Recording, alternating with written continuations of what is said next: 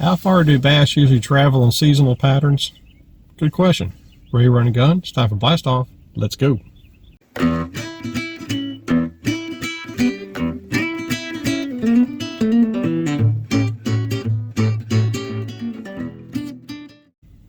Hey guys, Todd here with you. Welcome back to Bassin 101. Truck talking patterns.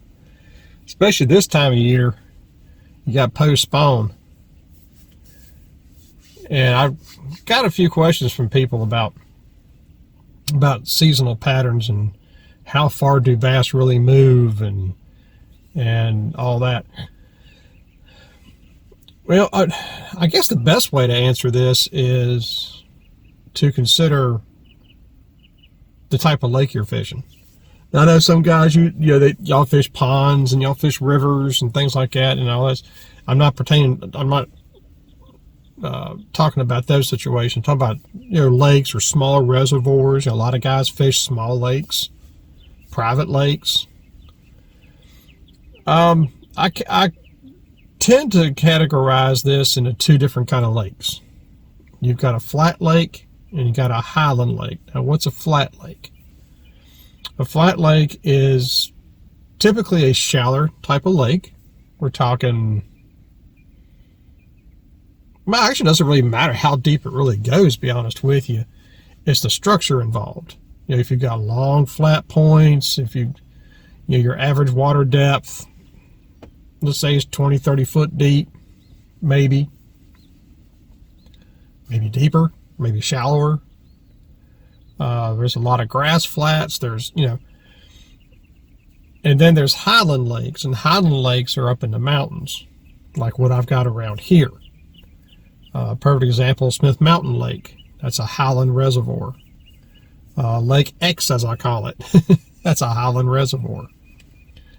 And what that means is you're going to have a lot of deeper water right off the bank. You'll have points, you'll have cuts, but they'll be relatively deep. And the points won't be very dramatic. They'll be pretty short. Now, as far as seasonal patterns, since we're in June, by the time I'm filming this right now, it's early June, and you're looking at post-spawn on a flat reservoir. Bass will tend to move pretty good distances because what they're trying to do is they're trying to gain access to deeper water. They've already come in off the deep water into the flats, into the shallower cuts, things like that, and they will travel to get to these places. And then they'll do their spawn. And then they'll come back out staging in different areas just like they went in. You're going to have certain staging areas that will allow a little bit more deeper water, a little bit more deeper water, so forth, so on, until they get to their summertime haunts, as they call them. And that could be pretty good ways from the spawning flats. You're just going to have to do some homework. Get you a map and study it. Now, as far as a highland reservoir, bass don't tend to travel too far. I say that because they don't need to. With a highland reservoir, you have faster access to deeper water. I always mention Denny Brower's little routine of shallow to deep in 20 feet. And the Lake X that I fish, that holds true. I can fish the shallower water, and by shallower water, we'll say 20 foot or so, that come right up on the bank into maybe a very quick flat or something like that, not have any fish there. But yet you go across the channel where you have 30 and 40 foot of water that come up onto that bank and you find fish. It's the deeper water. Doesn't necessarily mean they're using 40 feet deep, but they have access to 40 feet deep. It's just a hiding factor, I guess. I guess is what you would call it for bass. But I have noticed, especially in Lake X, that they don't travel very far out of the spawning areas.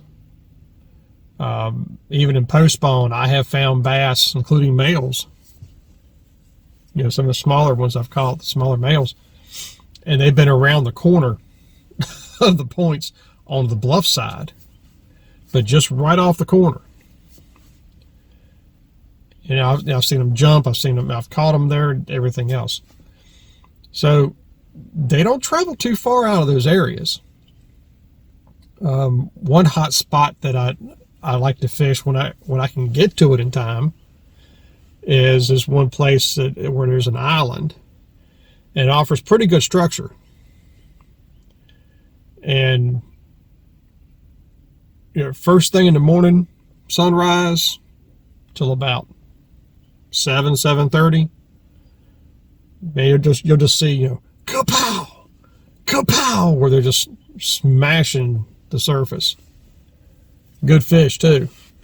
And all you can do is get out over those structure areas, the drop-offs and the flats and everything else, and just start fan casting a topwater bait.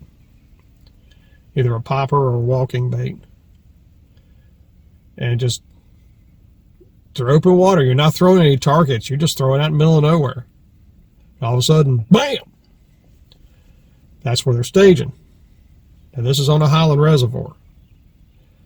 But it can work on a flat reservoir as long as you've got good structure. And guys, remember, I've done videos about this. Structure does not mean brush piles and grass lines and things like that. That's cover. Structure is bottom change. Okay? So you need to look for the cover that's either adjacent or right on structure. And just experiment with staging spots. If you just have just a structure, if you just have just a point that maybe might drop off into a creek channel, cover is not going to be an option. They'll use it if it's there, but they want that quick access to deep water, especially this time of year.